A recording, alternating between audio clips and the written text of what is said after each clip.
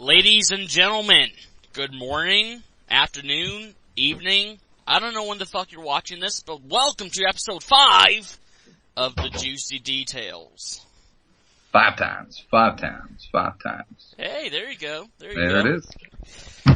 My name is Drew Golak, alongside with Brian Cage today. Yeah. I hope they understand the inside joke. If they don't, well, let us explain. JT, we're not professionals at this, obviously, so we've been having some problems, obviously. A little bit here and there. Yeah. Past 2 weeks, we've had to cancel 2 episodes, and our guests were gonna be, Golak and Cage, but, circumstances just couldn't work out at the time, It's the system trying to hold us down. That too. I believe Colt Cabana is behind it, somehow. I swear to God, he delayed my flight, then he got you injured at the gym, yeah? Oh yeah. So it's a conspiracy. That's what I think. Yeah. Who knows? But I think you're right. Fucking $5 wrestling. I was just watching some of that yesterday, actually. What, the iPay-per-view? Something. A friend of mine sent me one of their shows. I'd watched it when it first started, and I've missed a couple episodes. But yesterday, I got my hands on one of their shows. I'm gonna see if I can find the the name of it. But it was so hilarious, because then at the end, Jake Manning had, Escape, Island of Misfit Toys. That was the one I watched yesterday. And it had Dynamite raking his leaves at the end, and it was just fantastic. I thoroughly enjoy that stuff. The worst type of wrestling is the best type of wrestling, sometimes, right? Yeah. Oh yeah. It's fun to watch, but moving on, JT, let's talk about your weekend other than watching $5 wrestling. You had a pretty big match this weekend, like every weekend for yourself, apparently. It seems like it's that kind of a year for me. I was just actually having a conversation with one of my friends, and they were just like, "Oh, what do you got going on this weekend?" And I'm like, "Oh, well, it's probably a pretty big weekend, but bigger than last." And they're like, "Oh, you say that every week." And I thought about it. I think that's a really good thing if every weekend's a bigger weekend than the one before it. But this past weekend, I was able to share a ring with Hollow Wicked, of Chikara fame, the first graduate of the Chikara Wrestle Factory, training under Mike Quackenbush. And, the show was pretty stacked. They had a lot of people, on the show, with, Eddie Kingston, Grant Akuma, a New England guy, Makazi, who was really, really popular before he relocated to Florida. He came back home, and was there for the Wrestle Jam 10 show. D.H. Smith, Harry Smith was there. That was really cool. Him and Kingston had an awesome match. And this was my second Wrestle Jam. Last year, I had a 4-way with Slick Wagner Brown, Grant Akuma, and John Silver. So this year I kind of came in and I wanted to show that I belonged there again. And when I came in, I found out that I was actually going to be the main event of the show, which blew my mind. And I believe it was more because of Hollow Wicked than it was for me. Hey, give yourself a little credit. Come on. A little bit. But Hollow Wicked's been with Wrestle Jam since the beginning, so it was cool to share that moment with him for the last 10 years that they've had Wrestle Jam. He has been there and pretty much stolen the show and had that match. Last year he wrestled Brian Fury and Jerry Lynn, and it was just one of the matches where you had to see. So it was cool to have that moment and on their 10-year anniversary to be one of their showcase matches and to enjoy such a good show overall. It was really cool. I did not beat Hollow Wicked though. Oh, God damn it. He countered one of my moves, threw me on his shoulder, gave me the go to Sleepy Hollow, and I just couldn't breathe. And next thing I know, I was 14 feet in the air for a sky high powerbomb. And he threw me over his head. I honestly thought I was a real superhero and I was flying. And it was funny because, like you said earlier, I had hurt my back, and my shoulder in the gym, and I was really taking it easy going into this match because I wanted to stay healthy. And I think he fixed me. Like, I think that, that move, like, reset everything in my back, because, like, I felt great literally since the match ended until now. And I've been to the gym a couple times since then, and I feel fantastic. So I think anytime I'm feeling beat up or anything, I'm just gonna call Hollow Wicked and say, hey man, throw me in the air and slam me down, cause you're like a doctor. He fixed me right up. Duly noted. But it was awesome, man. Hollow Wicked's a great guy. From what I can understand, when he tries to talk, he's hard to communicate with, but he's really, really cool. We were able to shake hands afterwards. I'm pretty sure I earned his respect. That was our first time ever being in the ring together. So that moment was really cool. And then afterwards I was just planning, getting ready for this weekend, which is probably going to be the biggest weekend overall of my life. That's right. It's like I said that last week, but now I get to say it again. But no, this weekend you're going back to CZW, but this time a little bit different. You're going to be in a tag team match. I am. The people wanted to see David Starr and myself come back, and the powers that be decided to put us together. The crowd took a liking to us at Tangled Web 6. And he had a pretty good match up in Ohio for Deja Vu in Dayton. He did. I was there live. And Greg Excellent. Great opener. Yeah. And the entire event was good, except the venue sucked ass. All right, I want to get that off my chest. Why do you think that? Well, I mean, one small venue. All right, like very small. Like there was 350 people there. There was not a lot of like moving around room, and there wasn't no AC too. So it was like 90 degrees in there.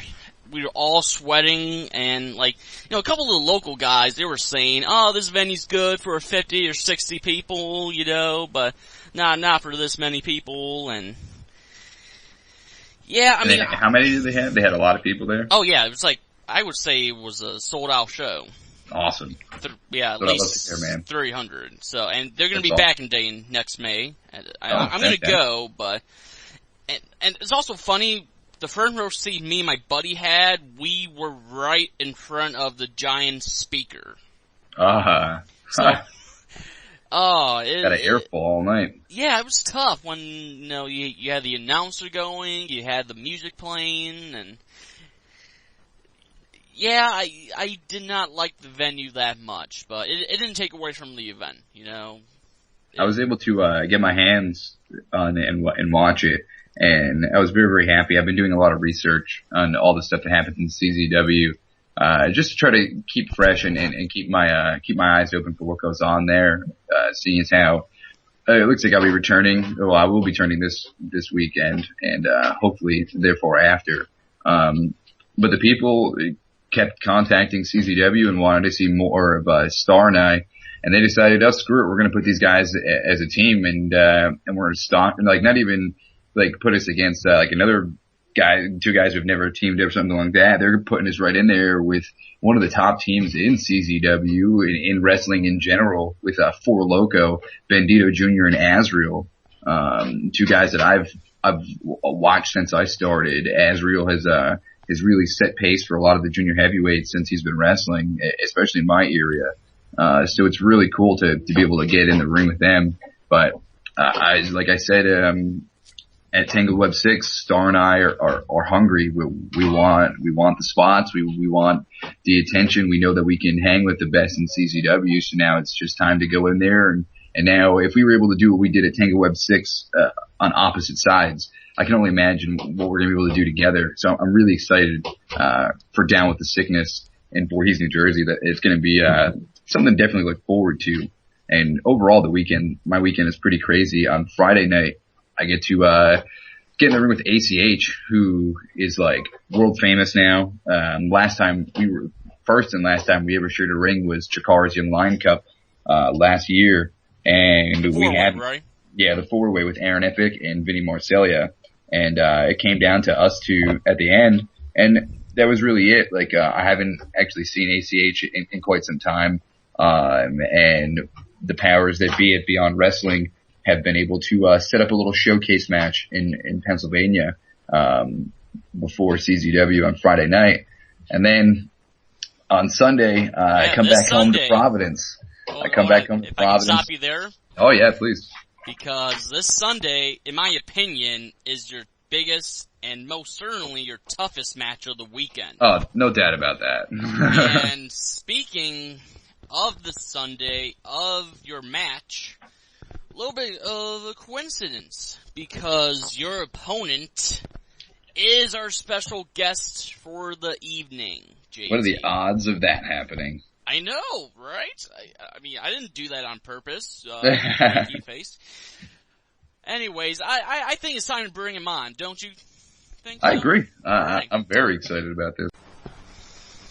JT, our guest for the evening is someone I consider one of the best, if not the best, independent professional wrestlers on the scene right now. He's been at this game for a long time, and most recently he has made quite a name for himself wherever he's gone. Ring of Honor, PWG, up north in Canada, obviously. That's where he's from, right? So let's welcome our guest, Unbreakable Michael Elgin.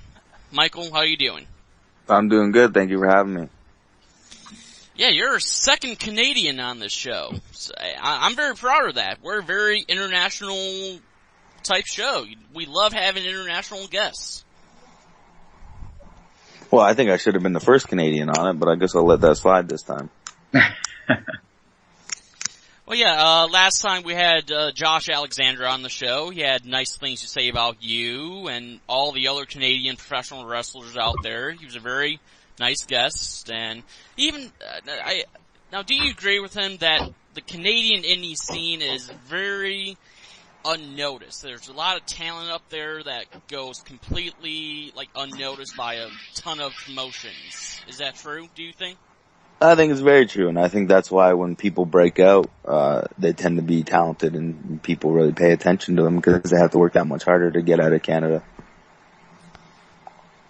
That's true, and how long do you think it took for you to break out? Oh man, I think I really didn't breakout moments?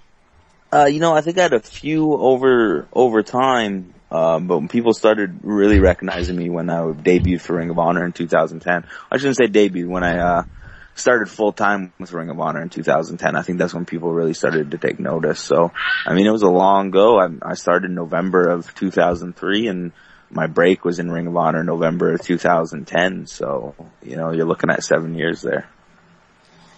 And so yeah, let's talk about Ring of Honor. There's actually a little bit of a story behind that, from what I understand. It was either between you or Petey Williams that was going to be brought into Ring of Honor as a new member of House and Truth. And I believe someone stepped up for you. Was it Jimmy Jacobs, maybe, who said that you should be brought in over Petey because you were more of a younger, up-and-coming wrestler who needed the break? I don't know if that's exactly how it went. I know there's a couple names pitched around, and I know that Jimmy Jacobs definitely did speak up for me, and I think his basis was that I hadn't had that spotlight yet, and I wasn't in the position that other people might have been in, so that I was going to work harder and continue to work harder to be in that position. So I think that it was more of bringing the guy who's not that well known, and the payoff's going to be bigger than someone who's well known who gets that initial reaction, but might not catch on as much as somebody new would. So that's good. And from what you remember, what were the first couple months in Ring of Honor like for you? It started off kind of rocky. I remember I wasn't too happy with my debut weekend, and the first set of TV tapings I did was just like squash matches.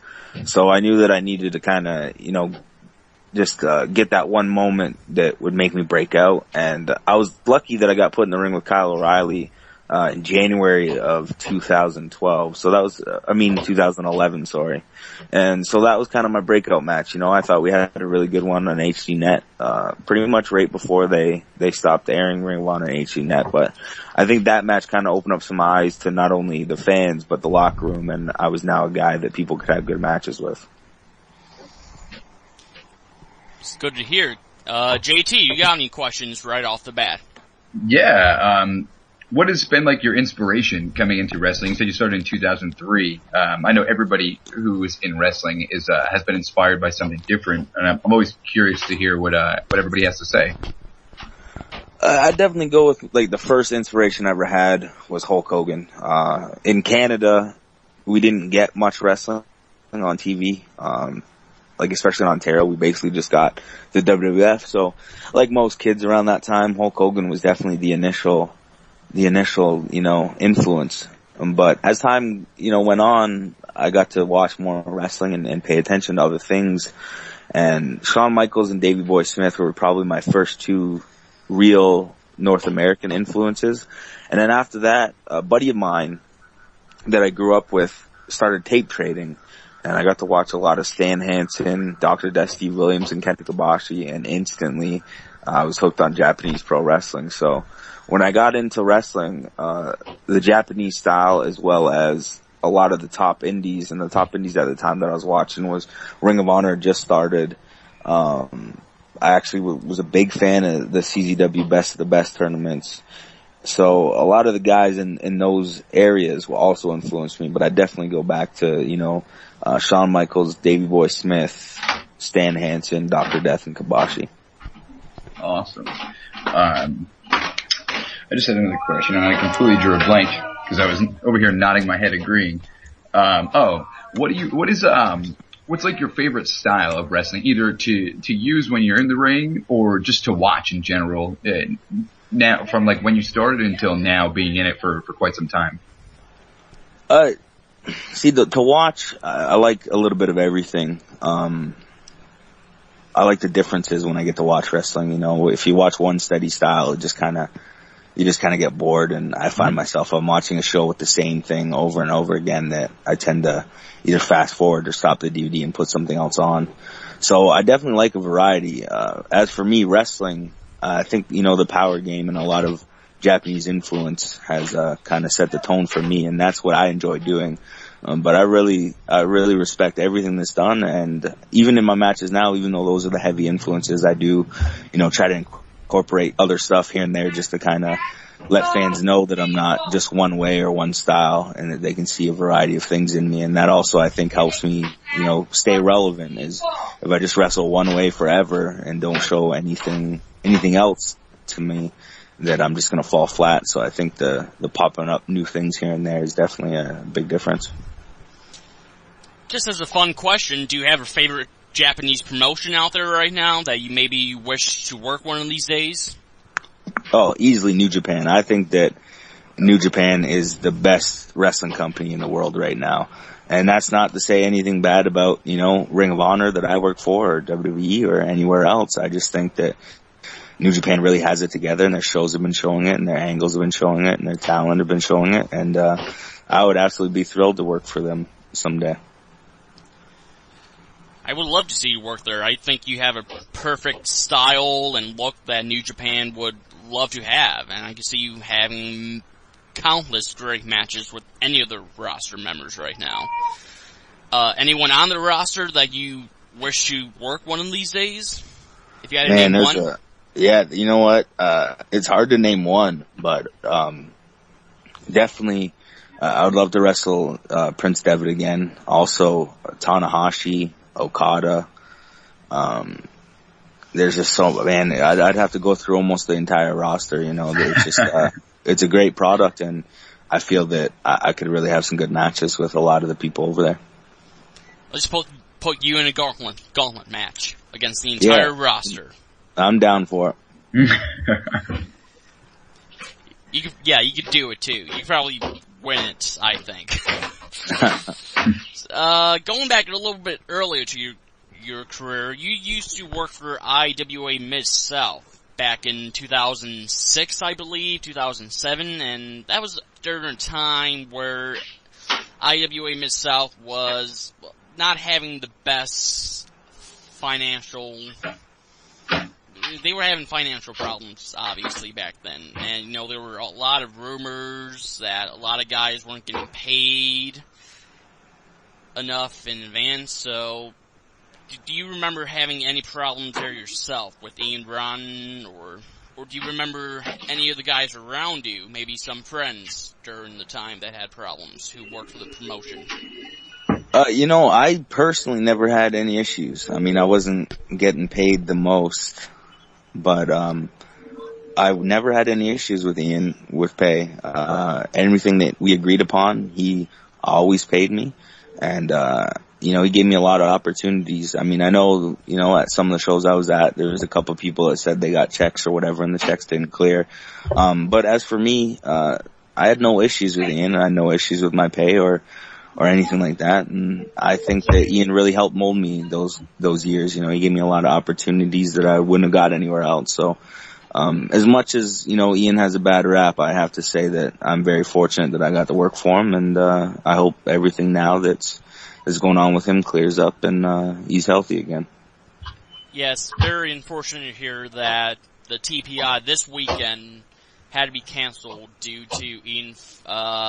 Apparently he found out he has stomach cancer and he's going through chemotherapy, and there's a bunch of fans online, they're saying, oh, Ian just making this up, you know, he's the asshole that he is, and you know, he may be an asshole sometimes, but I don't think he's a fucking asshole. I personally don't think he would make that up and just so he can cancel these shows, right?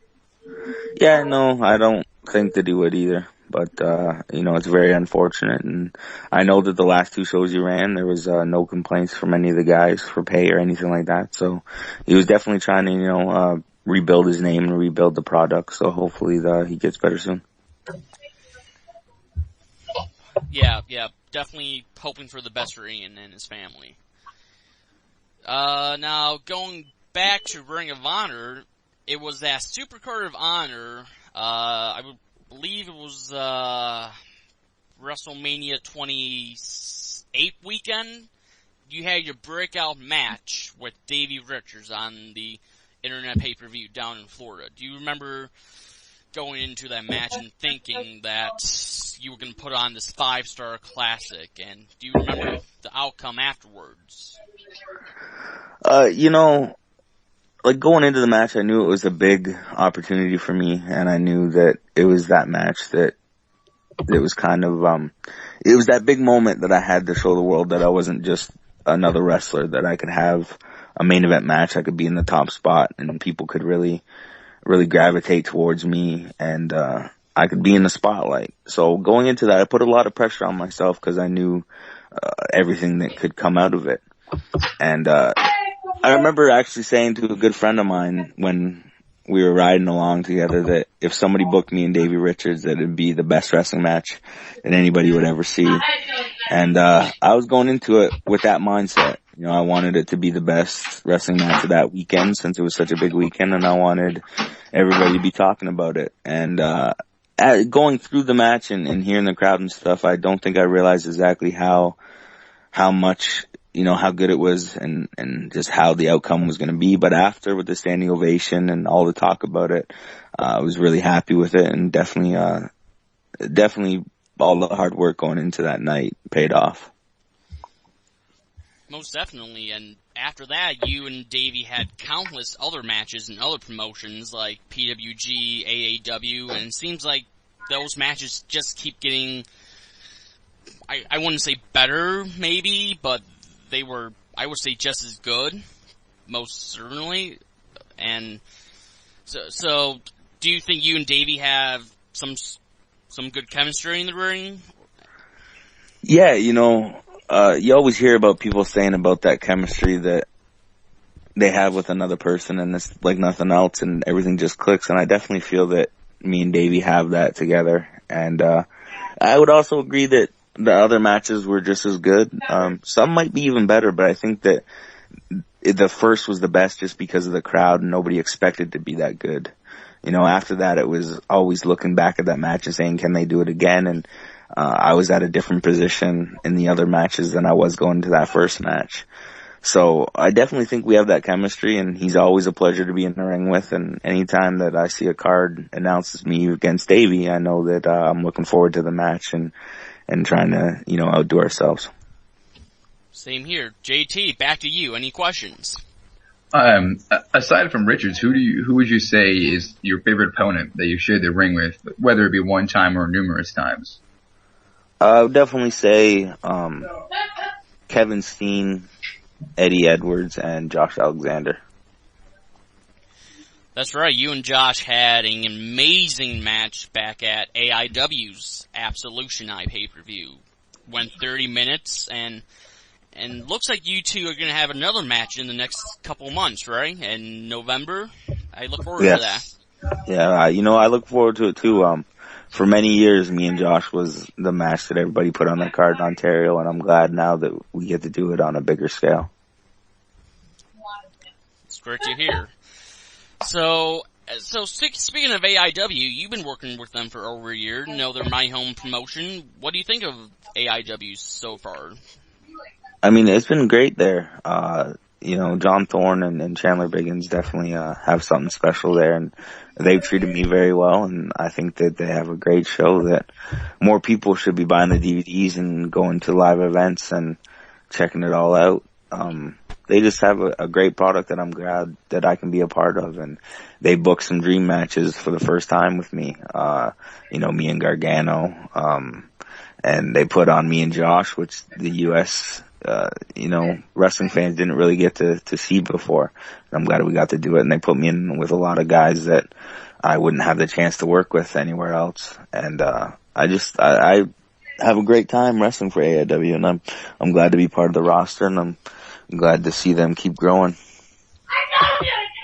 Yeah, AIW, like I said, they're my home promotion. I love seeing them grow with every show, and it seems like that's what they're doing. They're trying to put out the best product they possibly can with the first time matches, or even matches that will just be fucking nuts, like you and Josh. And I look forward to the rematch. What can I say? I very much look forward to it too. Now, speaking of awesome promotions, I want to get into PWG because I was at Battle of Los Angeles last weekend, and I flew out to LA for PWG, and I have to say, they were the best professional wrestling shows I have ever been to. I feel like I can't go to any more shows because, nothing will compare to PWG live anymore for me. So let's talk about your status with the company. You started there in May 2002. How did that come about, you and PWG? May 2012. And, I just was a huge fan, like many people, of the product in PWG, and heard so many special things about the product and that, the venue. And, I was talking to Kevin Steen, and, he just, we became friendly through Ring of Honor, and, they ended up needing somebody for the show, and, Kevin Steen, pitched me, and PWG brought me out, and I worked with Willie Mack, and I thought, it was a pretty good matchup, and, it was something that I think we could do even more if we did it again, but I was definitely happy with the first one, and ever since then, man, I've absolutely loved being part of PWG. I think you put it the best. You go to a show there, it's like no other show. The crowd is just electric. The wrestling is great, and whether you're a wrestler or a fan, I think it's a show that you have to be a part of. I couldn't agree with you more. The atmosphere is nothing like I've ever experienced before. So, continuing on with PWG, you formed a tag team earlier this year with Brian Cage, known as the Unbreakable Effing Machines. So, what's it been like teaming up with Cage? Man, I think Brian Cage is great, and I think our team has been fun to be a part of because we're both very similar, and the power moves we do are unlike what anybody else does. And I just love PWG, and the crowd responds so great to us, and Brian Cage is one of those guys that definitely deserves to be seen by more wrestling fans, and I'm just hoping that maybe we can take our team other places other than just PWG, and luckily we get to next month in England, but I'm looking forward to, hopefully teaming with them a couple more places. Right on. I love your tag team. Great tag team name at that. And yeah, you and Brian Cage, fantastic tag team. I wish you guys could team up elsewhere, outside of PWG. Maybe, I know Cage, he lives in LA, so he's not easy to fly out to the East Coast often, but if it could happen, I would love to see you two team up in all sorts of different promotions. Yeah, absolutely. I think we could have a blast teaming elsewhere. JT, back to you. Any more questions? Yeah, going forward from this point on, what are your goals? Like, what are you looking to strive for? Is there going to be a certain point where you're going to find happiness with wrestling? Because I know a lot of guys that I've come across that have been doing it for a while, they reach a point where they're just content. Do you think you'll ever reach that point, or do you think you'll just keep striving to get to that next level? I definitely think that I'm going to keep striving to get to that next level.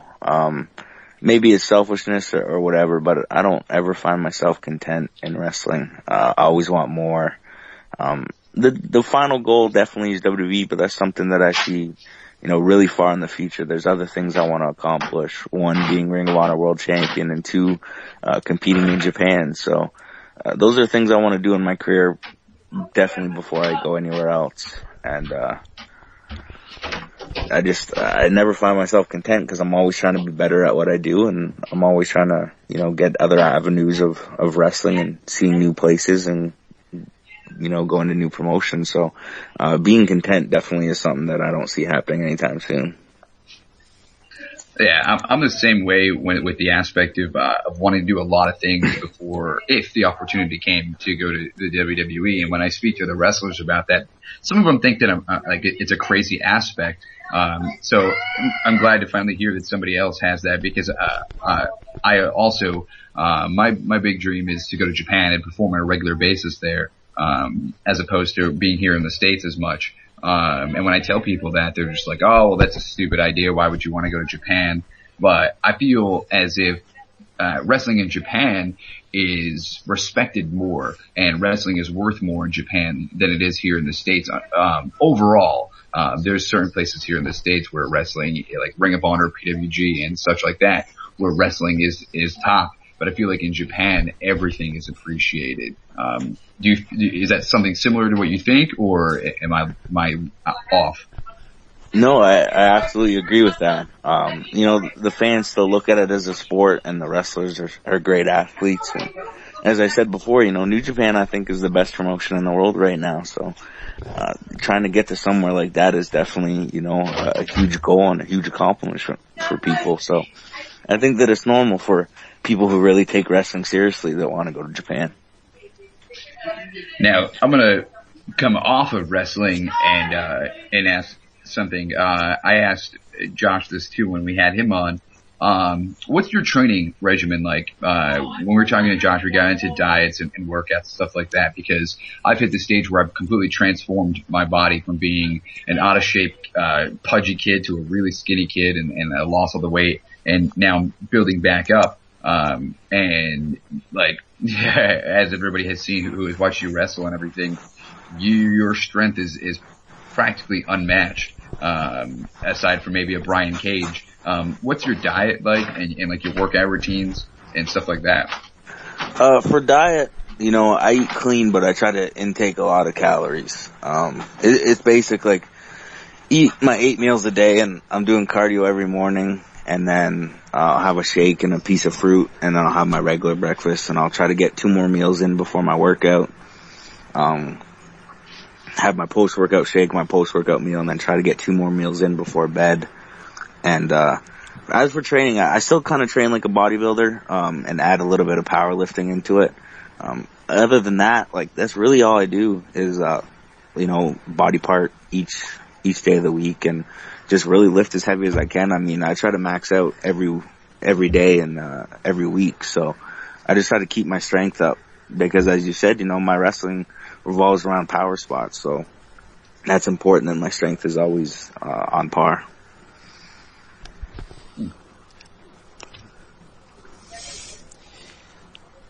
So, Elgin, yeah, you're definitely one of the strongest men out there. Just another fun question. How much can you bench? That's something I'm really interested in hearing. The max I bench is 505. Jesus.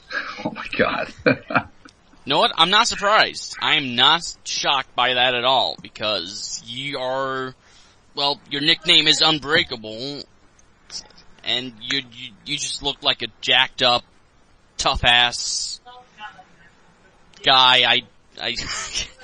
I would not want to mess with you. I don't think anyone should mess with you, is my point. Yeah, just, I was always blessed with natural strength, which, I'm fortunate for. I remember like the first time I started working out, I went in and put 2 plates on the bench and I could bench it. So that's not really something that everybody can do. Yeah, definitely not. 505 is roughly about 3 of me.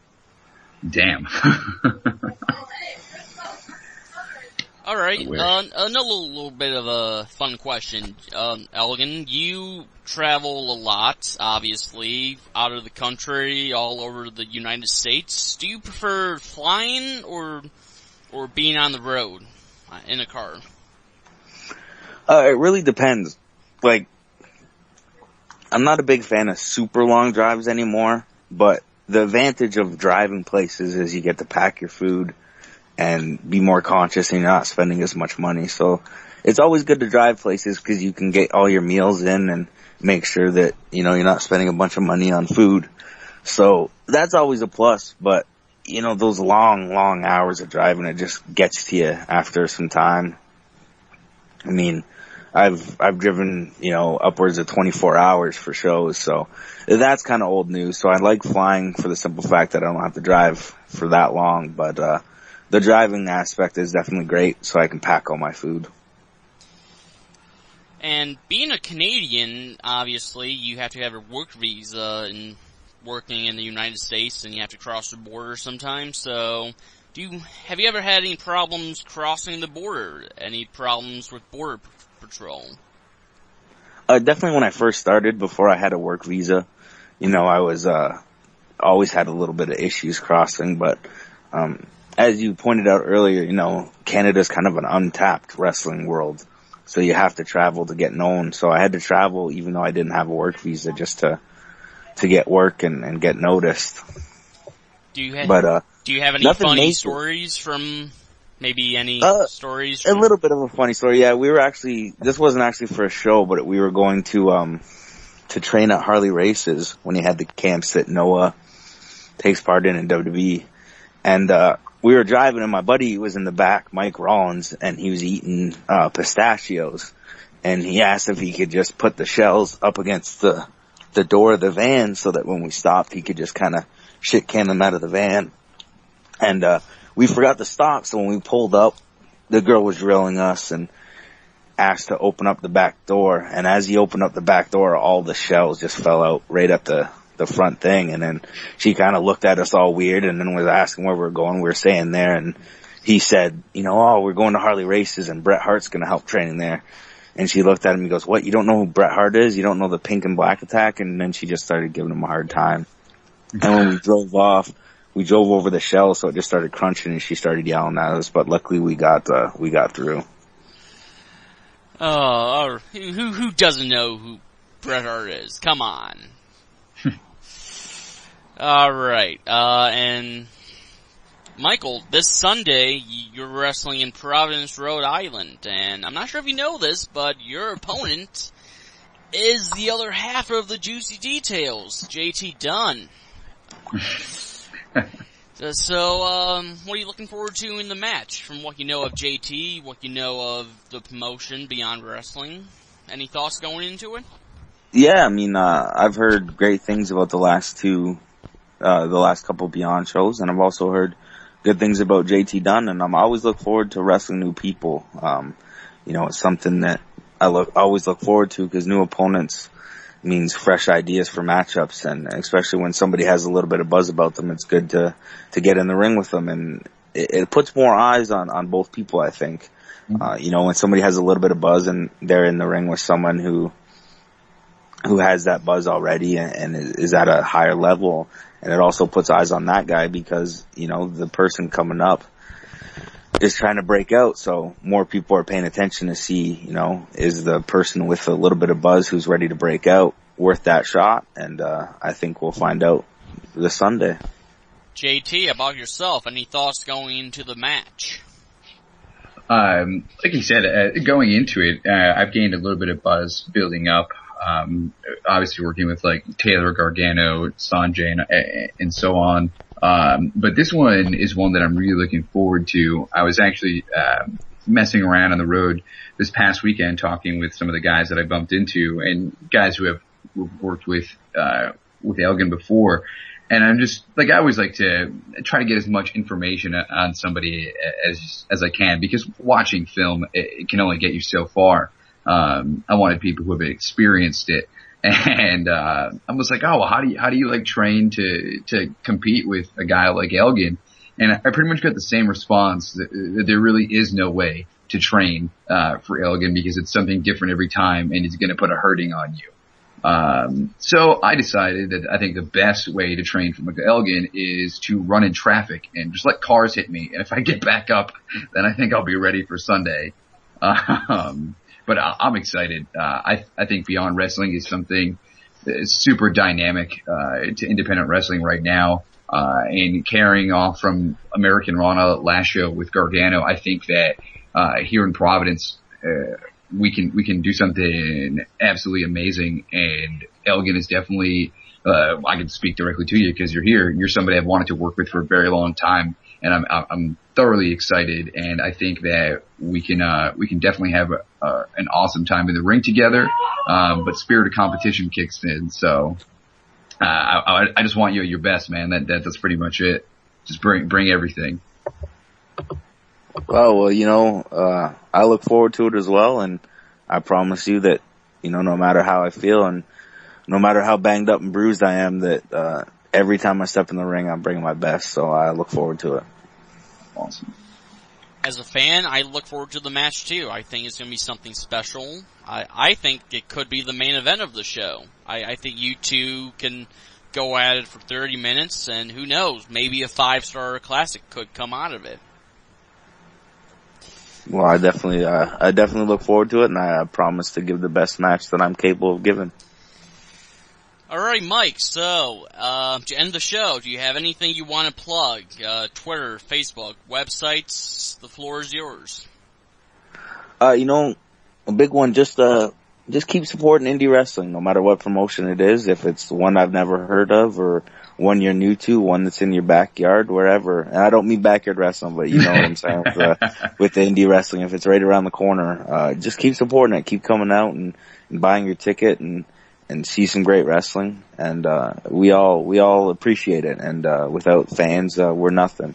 And I'm easy, man. I don't have a website or anything, but you can check me out on Twitter at ROH Michael Elgin and on Facebook as Michael Elgin. JT, how about yourself? Yes, I'll touch up on that. Yes, support indie wrestling. I know for me it's full time, so all the support is always greatly appreciated. There's a lot of good people here in the independents, and they work really hard for all the fans out there. You can find me on Facebook, JT Dunn, or follow me on Twitter at The Juice with 3 E's, TheJuicee. Because, like I say every week, somebody stole my other handle. I think it's Colt Cabana. Let's blame it on him. Why not?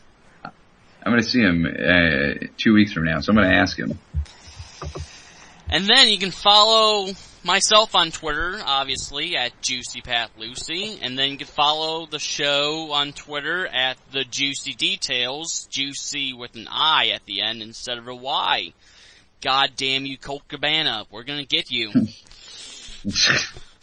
don't know if it's smart to keep calling out Colt Cabana like that.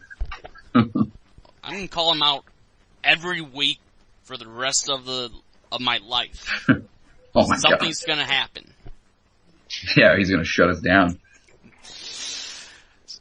Mike, anything else left to say before we head off? Nah, I hope I see everybody, at Beyond this Sunday and, at all the other shows coming up. So keep supporting indie wrestling.